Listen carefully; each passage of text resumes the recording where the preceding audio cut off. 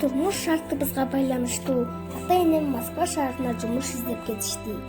А мен болсо ата-энемдин колунда калдым.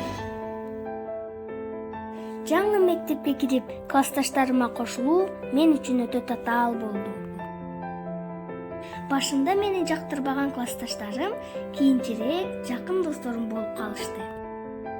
100 сомуң болгуча 100 досуң болсун дегендей, бул макал ата-бабаларыбыздан келе жаткан байлык.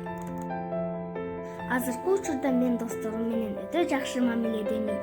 Дос бул сенин кайгыңда, кубанычыңда жана ийгилигиңде да бирге болгон инсан. Азыр мен Алишер Новый орто мектебинин 5 классында окуп жатканыма өтө сыймыктанам.